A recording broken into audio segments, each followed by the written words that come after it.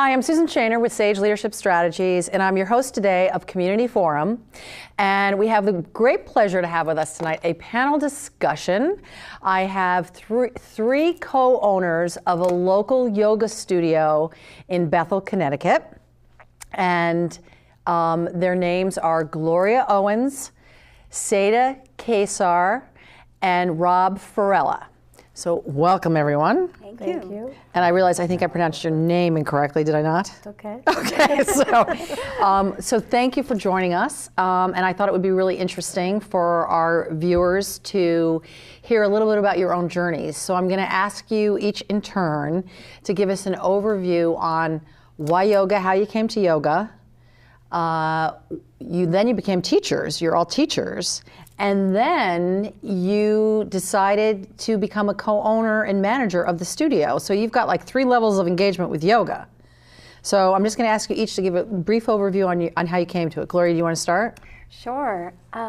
So I started my yoga journey in my late 20s when I was working in New York City, commuting as a graphic designer, totally stressed out, and had also been in a car accident as a passenger and had a lot of pain in my shoulder and my neck and my back. And I thought, wow, I'm too young to be feeling this bad already. Yeah. And so like many people, I came to yoga to ease stress and discomfort. And then found that I absolutely fell in love with it, that there was so much more that I got from it that spilled over into my relationships, my work. Can you say just a brief, like, what hooked you? Like, what you said, I got so much more. Like, what is it that you got? So what hooked me was I was going to just classes once a week at a local community center, taking the same beginner class again and again and again for about 2 years. Mm-hmm. And the hook was that I felt so different after I came out of class than when I went into class, that I thought, wow, this is how I want to feel throughout most of my life, throughout the rest of my days. Mm-hmm. Much more grounded, much more peaceful, much more compassionate, much more powerful, creative, all of that. So that is what hooked me. So you liked how you felt afterwards, and you must Yes. have liked it so much that then you became a teacher. So at what point did you decide to become a teacher? Well, it was after about 2 years of practice, I wound up at Kripalu Center for Yoga and Health, which is a wonderful retreat center up in Massachusetts. Mm-hmm. And it was one of those experiences where I thought, wow, I'm home. Like I had dabbled in a lot of other kinds of yoga at that point. And that style and methodology just felt like home base for me, and I thought, this is something I want to share. And at that point in my life, I had a graphic design career. I wasn't expecting to add yoga to the mix, and eventually did, and did both actually sort of parallel paths for 15 years. And I used to joke with my husband that the design would put the stress in my shoulder, and the yoga would take the stress out of my shoulder. Right, yeah. And so you're Kripalu trained, like Hatha yoga, or? Yeah. Okay. And then you've been a co-owner for, is it 12 years? 15 years. Well, yeah, 12 years. The studio's 15 years old, but have you been a co-owner for 12? Yes. So how did that come to be? Well, it was at a time in my life where my son was young. I was already thinking about doing freelance rather than working a full-time job. And it was at the same time that the original owner of the studio, and I was teaching there as a teacher, asked me if I wanted to join her as a business partner. And I thought, wow, yeah, this is something that's more aligned with the way that I want to see the world. Mm-hmm. And it was the right timing. So the perfect switch. Again, it wasn't something premeditated, like, oh, I'm going to be a yoga studio owner. Right, it just sort of surfaced. Yeah. Okay, great, thanks. And Rob, so your turn. Tell us about your journey. So when I came to yoga, it was kind of interesting. I was working at the gym as usual, and hurting myself because I wasn't doing it right, because I wasn't doing enough stretching probably. It was just a lot of contraction of muscles. So I was hurt and I needed some healing. So the ladies were doing yoga at lunch where I worked, corporate yoga. So it was interesting. So I went in, and when I looked in previously, I had seen... It was all ladies. They were all ladies, and it was like, so they weren't really doing much but stretching. So I said, well, I need some stretching. Yeah. So I went to the class, and it was like really tough workout. As it At first you out. thought, it's just a little stretching. It's like, wait a minute. Yeah, exactly. So I'm taking this class, and I'm sweating, and all the girls are just like cool and calm. I was like, whoa, this is amazing. And so I didn't realize how much work they were actually doing. Yeah. And so that's how I came to the yoga practice, and I just loved it after that. I like to say I like the self that steps off my mat best. And so I want to increase that in my life and bring it out off the mat. Yeah. So we try to bring it out into the world. Yeah, oh, that's a great way to say it. So at what point did you decide to teach? Well, that was interesting. I was really a dedicated yogi. I had a practice of every day. I'd get up and every morning and practice. And I didn't want to be a teacher because I thought it would interfere with my progress as a yoga student. Oh, that's interesting. Why is that? Well, I didn't realize that actually teaching is what you really need to do to become a better student. And your students actually are your best teachers. So so that's what I did, and it kind of happened by accident. I just decided, I'll take this advanced course that is supposed to lead to teacher training, and after the first class, I got to do this. It's so interesting that you said that you were afraid that the teacher training or being a teacher was going to get in the way of your daily practice. I'm a yoga teacher too, as you all know, but our viewers, I don't know if they know or not, but so I teach yoga too. I found it so difficult to develop my personal practice, to be consistent with my personal practice when I was just a student. It took me, I'm on the remedial plan maybe, but it took me my fourth teacher training to get my fourth level teacher training to get very consistent in my personal practice. So it sounds like you didn't have that problem. No, I didn't. I just dove right into it, and I was so hungry for the knowledge about yoga. I was buying all these DVDs and doing that and taking classes, and I'd go to different studios and different styles of yoga, and I don't think I've ever found a yoga class I didn't like. So what style do you teach? I teach Hatha yoga and Yin yoga. Okay. And So for our viewers that don't know anything about yoga, can you just give a brief blurb on what Hatha is and Yin is and what the difference is? So Hatha yoga is basically a practice where you use breathing, pranayama, and you also use postures, and it's basically leading you to a meditative seat, and at some point you stop for meditation. And so the yin yoga is also similar, but it doesn't use a lot of the contracting of muscles, it's more of a relaxing. Okay, so if yin and yang, maybe it's more that Right. that makes sense. The yin energy is more of the feminine releasing kind of energy. So just the name of it kind of makes sense. Yes, exactly. Okay, so I know you're the newest co-owner here. You're just recently a co-owner. Yeah. Just in October. So how'd that happen? The universe aligned, and it was like somebody tapped me on the shoulder and said, "Do you want to buy a share in the studio?" And I said, yeah, it's perfect timing, actually. Oh, great. Okay.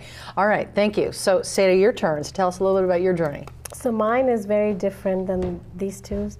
Because they both came to it from injury, which is interesting. Right. Well, Gloria did. And yeah, him Rob too, yeah. I was in the corporate before I had I had Sahil, who's now 19.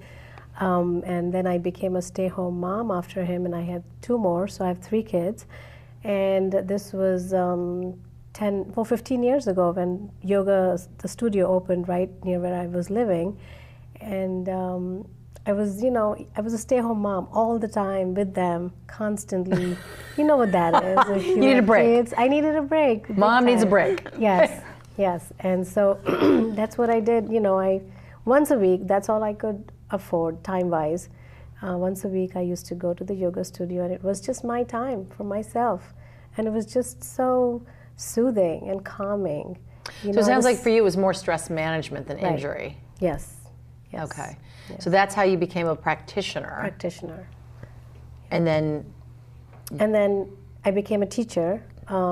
Before that, before becoming a teacher, I became a partner because I'd met Gloria one time, and I was at the time getting ready to get back into the working in community, and but not full time. I was looking for something nonprofit, community service type of thing, and it just happened that I ran into Gloria, and they had some, the partners at the time wanted to sell their share and move on, and so it was just again universe aligned, and I was at the right place at the right time, and I thought this was good. It was close to my house. It was what I needed. So it's interesting that you went from practitioner to owner. So then, how did you sneak in the teacher part of it? The teacher, well, I'd always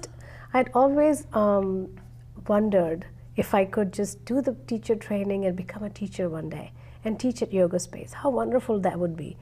But my life was so hectic, and I didn't have the time to commit to go do training. Weekends were busy, weekdays were busy, and I just didn't have that, and maybe it wasn't the right time. I don't know. And then when it happened that I became an owner, the next thing to do was to become a teacher. And by the time things had settled down, so I had time to just go away, get my training. I went away for a month to the Himalayan Institute, which is in Pennsylvania, and I did my training. Wow. So you must have had did you have like teenagers at the time? No, now they're all teenagers. Yeah. At the time, yeah, I guess. Mariam, the youngest one, was probably 8 or 9. So you went away for a month? For a month. Wow, I guess. Dove in. I guess you owe your husband big time. I don't Yes. know. I mean, a the month's a best long thing I time. You did. have young kids, right? Yeah, it was the best thing I did. So what's your practice? Do you do hatha too? I do hatha too, yep. And I love the philosophy part of yoga a lot. It makes me, you have to, I can't explain the whole philosophy behind it right now, but it's just a very practical way of living life, very stress-free way of living life, if you actually dove into the philosophy. It teaches you. So that's an interesting point. So thank you all for your overviews. Get to know you a little bit. So whoever wants to take this question in terms of talking about what is yoga? What is the philosophy of yoga? For those who don't know. I can do it. You want to do it? Yeah, so philosophy, there's 2 aspects of yoga. One is the physical, which is the practice of postures and, the fitnessy part.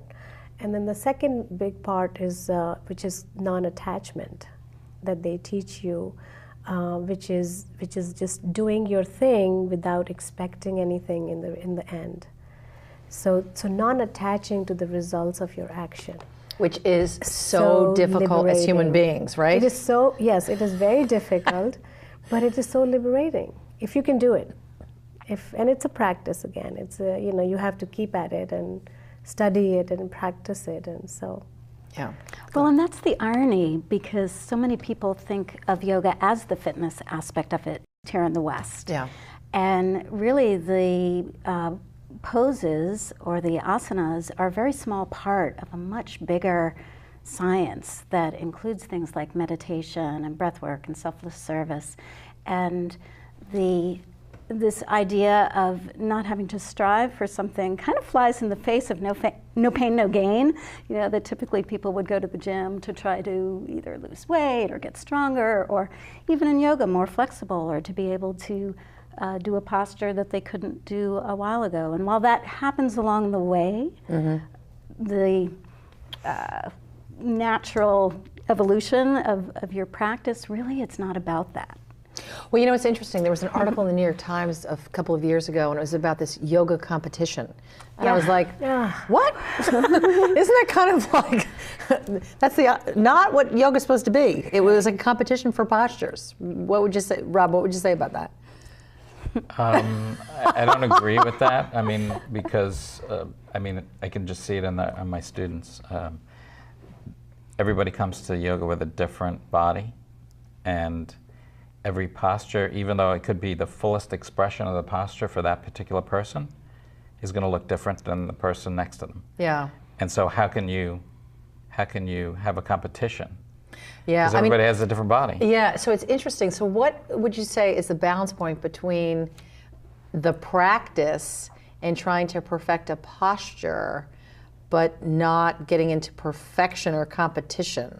Like, right, I always tell my students not to go for the Yoga Journal cover. Right. They always look so perfect on those covers. They're always perfect, and that's not what real life is, Yeah. Real life is... They're airbrushed and they've got the perfect yoga outfit on. Yes, right. No wrinkles.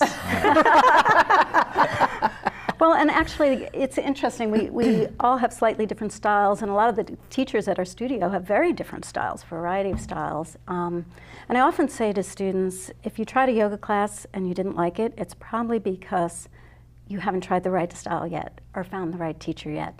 Because they can vary tremendously from very gymnastic and athletic to very mellow and meditative.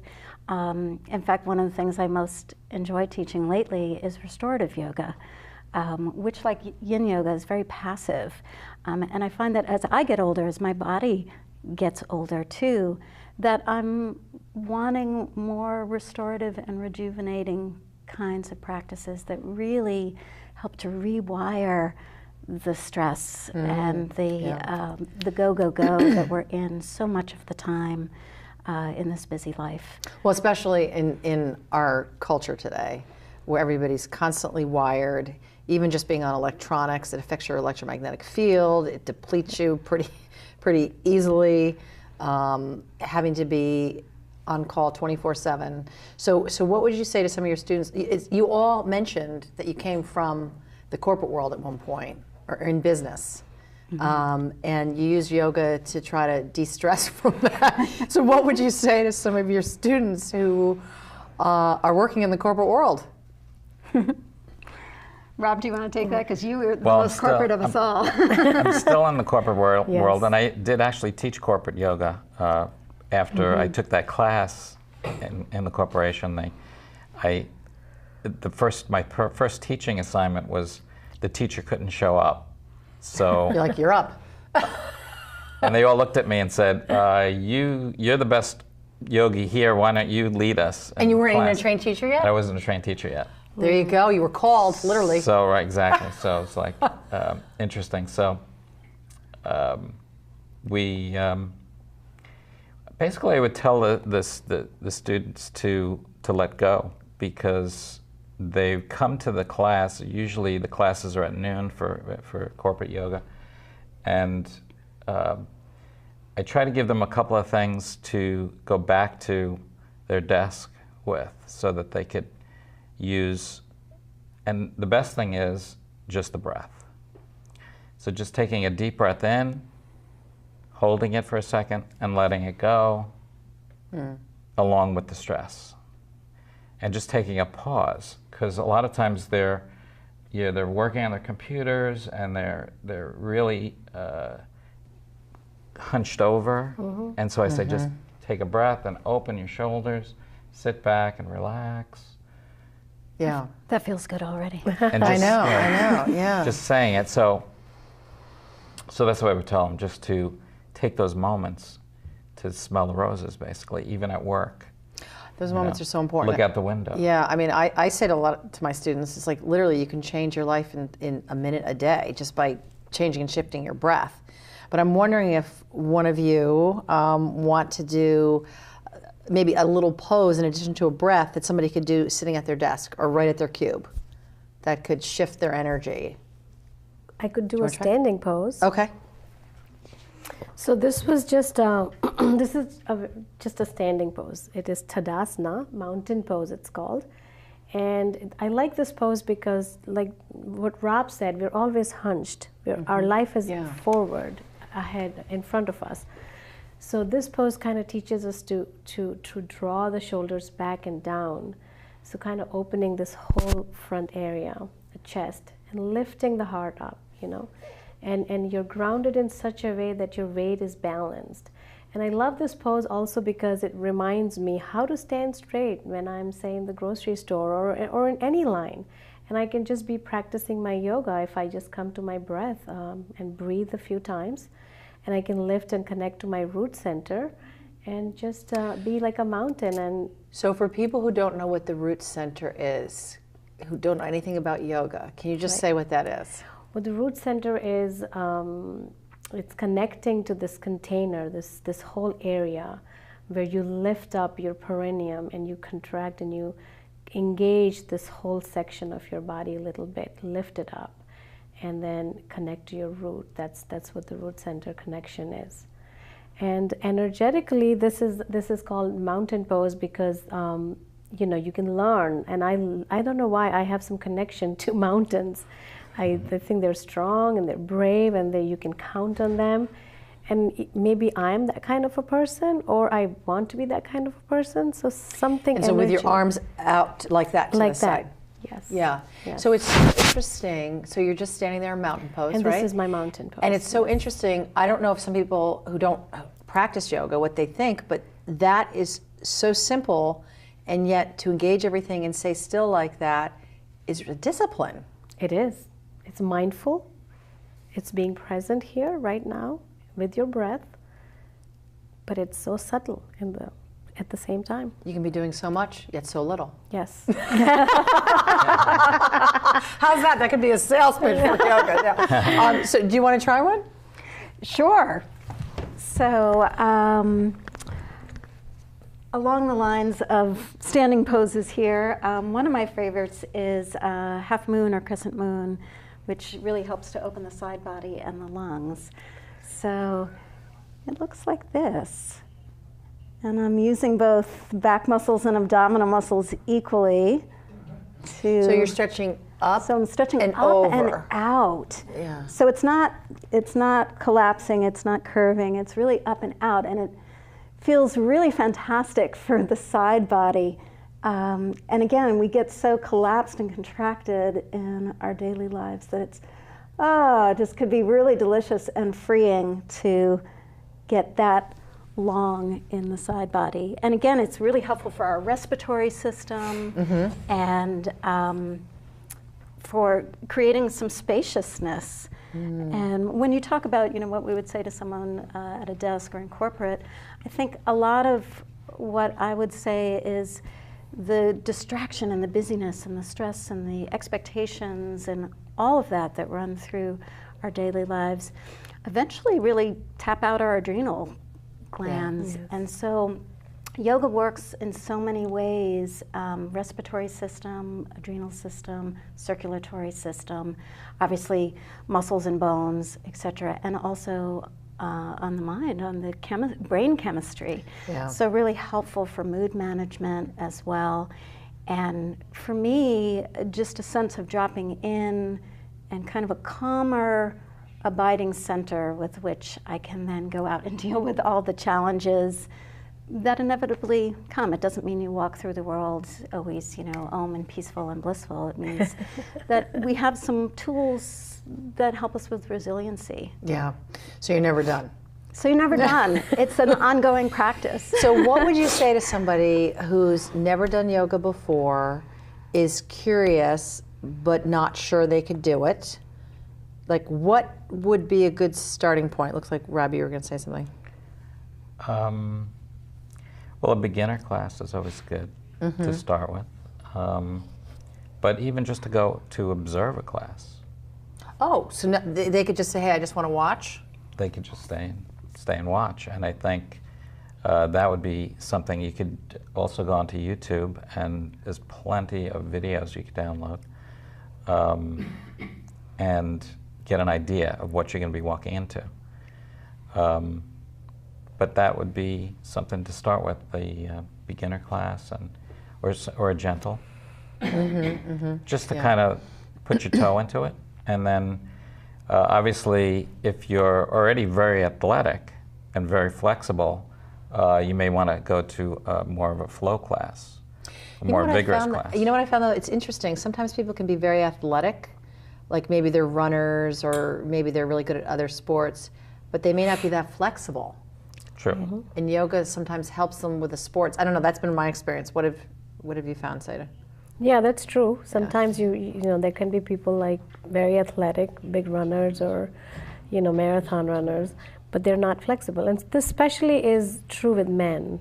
Men tend to be more tighter, and so they need to be, So we only have about 2 minutes left, but I'm curious. One of the aspects we didn't talk about yet is, so again, at this point, if you could just give us sort of a headline, what you've encountered in running the studio and working it together. Well, it's been great to have partners, I have to say, because it takes a lot more than people think to run a yoga studio. It's not just about loving teaching yoga. Making sure there's toilet paper in the bathroom, exactly. Garbage is taken out. But we've seen a lot of yoga studios come and go around us, not because of lack of talent of the teachers, but because of what it takes behind the scenes, the marketing, the promo, the business aspect of it too. And so it's great to have partners that can do that part as well. Any other thoughts in our parting words here? Yeah. Having partners is like the only way I would have considered going into a studio. I don't think I could do the whole thing myself. Yeah. We all bring certain talents. Gloria brings creative and marketing, and I bring more of the business side, and Saeeda's the accounting and money-wise. The business, yes. Which I never want to be the money side. So she's got that job. Deal with it. And I can learn a lot, because some of the skills that I'm not strong in, now I have two great mentors. It sounds like you've really divided it very nicely with your strengths and interests, and you're able to kind of cover all bases. That's wonderful.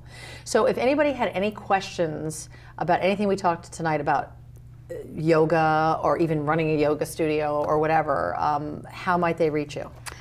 So just at info@yogaspace-ct.com, and the -ct is important. Okay, great. All right, thank you all for coming on the show. Thank you. Thank you. I'm Susan Shaner. Until next time with Community Forum, thank you for joining us.